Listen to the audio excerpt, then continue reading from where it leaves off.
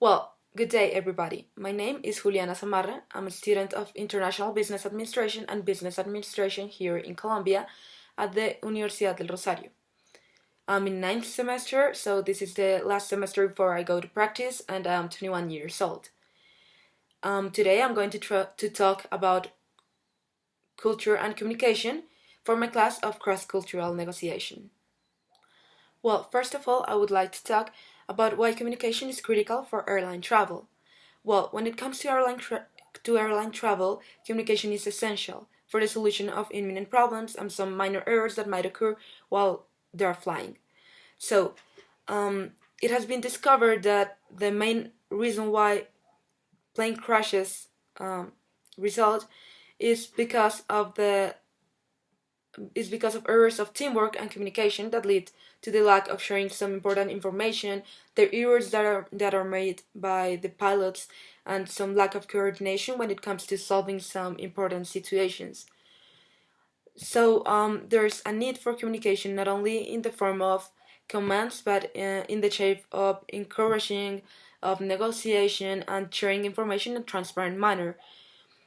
So when there were different investigations about airplane crashes, airlines noticed an issue related with power distance index, which describes the attitudes toward hierarchy and towards authority in different cultures.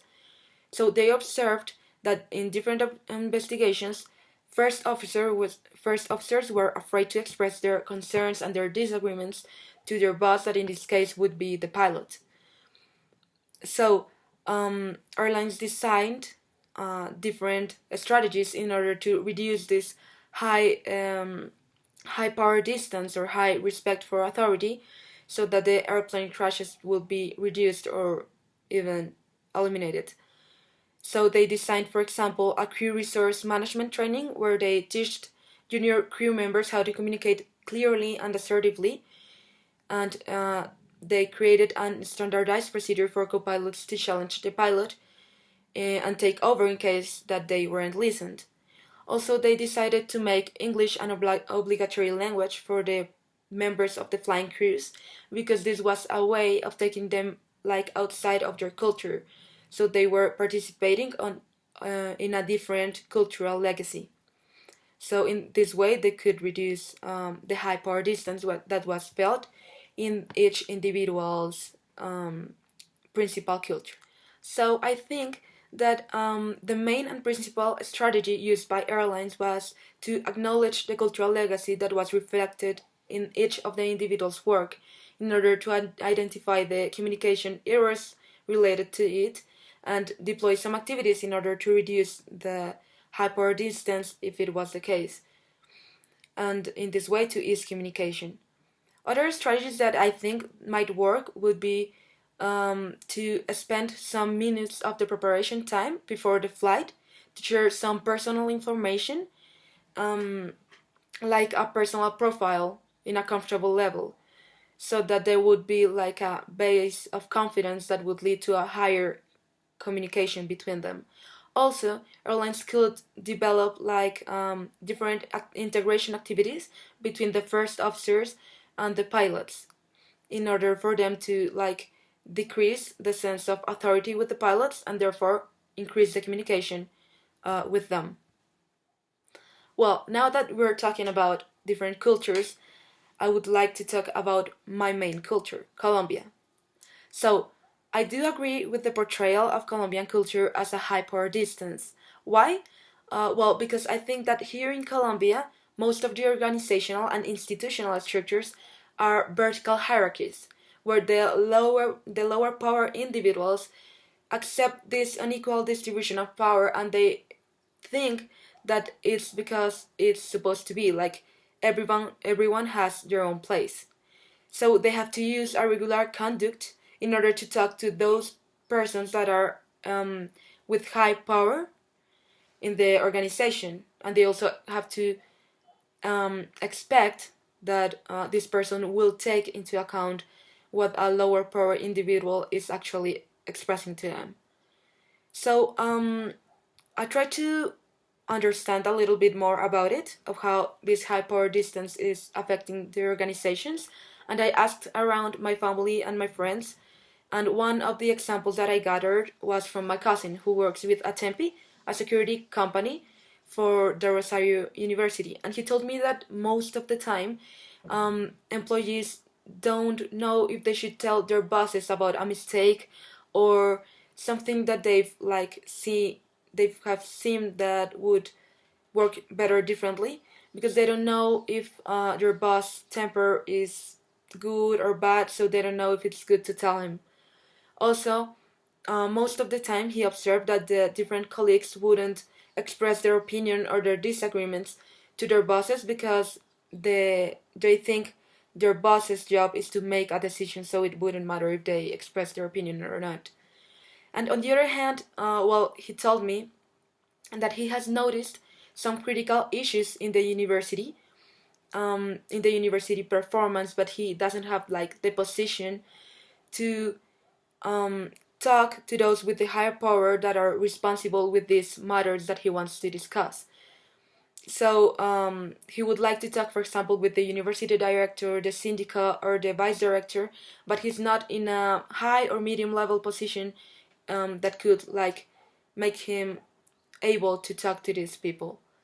On the other hand, I think that this power distance has been reduced here in Colombia by the arrival of multinationals, because these kind of organizations have an horizontal structure where every kind of power every individual, being a lower power individual or a high power individual, can share their perspectives and ideas to any kind of person in the organization.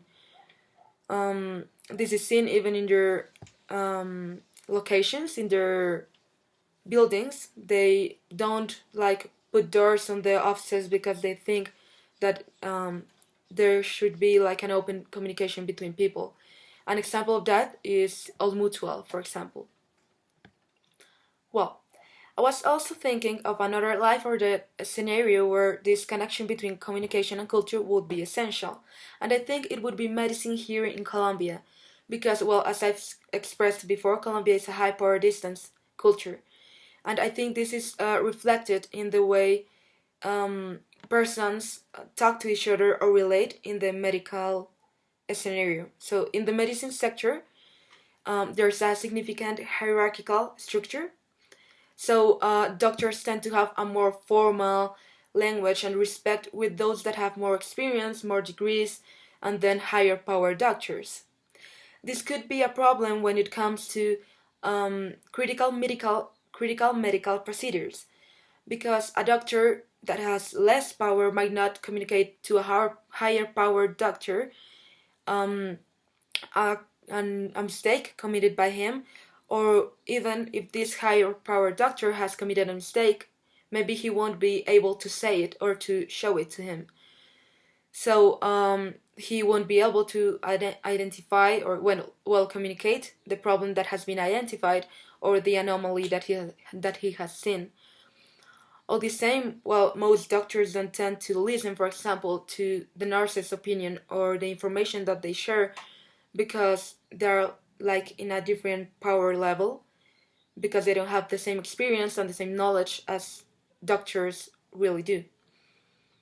Well, I have an example of this, and I think it's a procedure that went wrong in the cardioinfantil clinic for my aunt.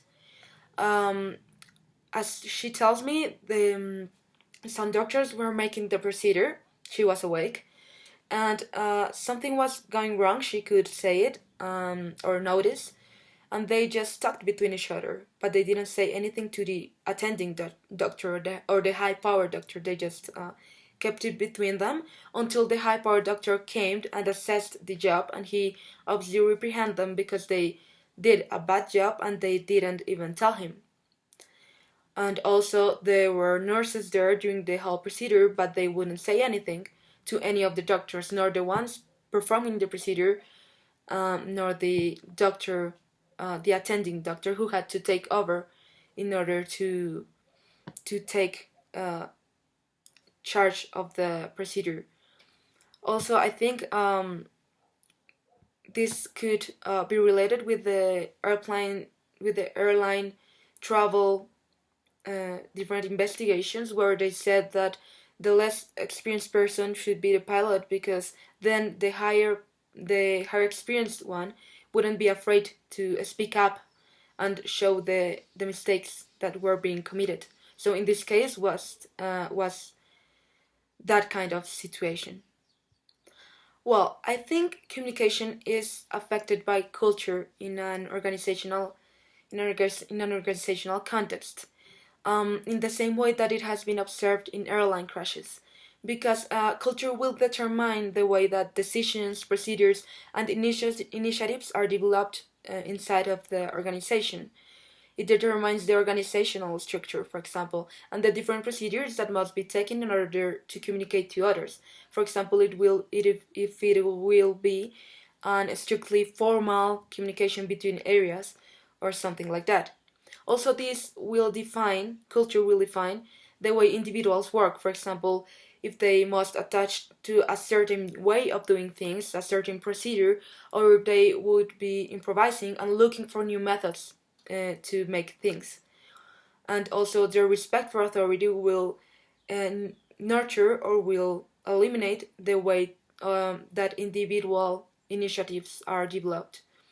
But we must take into account that this culture is complemented by each individual's personality, which is shown in the way organizations select their people, because they create an exact profile of what they need. Well, and to finish, well, as I said before, I'm studying international business administration and business administration here in Colombia, and I would like to say why I think it is so important, these cultural dimensions for international management, like the practical implications. So, I think that in international management and negotiation, there is a constant interaction between cultures that affect not only the way an organization works, that would be like what I've said before, the structure, the way of communication, the different initiatives and procedures, but the way the different participants of the supply chain are treated. Because nowadays that most of the organizations are international, um, different parts of the supply chain are located in different countries, which means that there is a constant relationship between different cultures. Also, if we have an individual working in an organization that's for a masculinity society, a high masculinity society, well, this person would be like highly success oriented, and also if there's a high PDI or a high power distance index, an individual might or not take the chance to present different initiatives to an organization, which could be different opportunities for the company. Although, as I've said before, we have to take into account the personality. Then I think it's important for me as a future professional international management, to take into account the different cultural dimensions of the countries that I will make business with, because in this way, I think I will be able to establish a way of communication that's respectful and building a way of a confidence-based long-term relationship. Also, in order to reduce the culture's dimensions distance between countries, I think I would do the same as airlines. I would impose English as a way of communication between me and my stakeholders around the world, so that there's like an ease of communication outside of the cultural restraints. And also, as an entrepreneur, I would like to exploit these cultural dimensions here in Colombia, so that I can know how to potentialize these different dimensions in order to create a highly productive and highly enjoyable corporate culture. Thank you.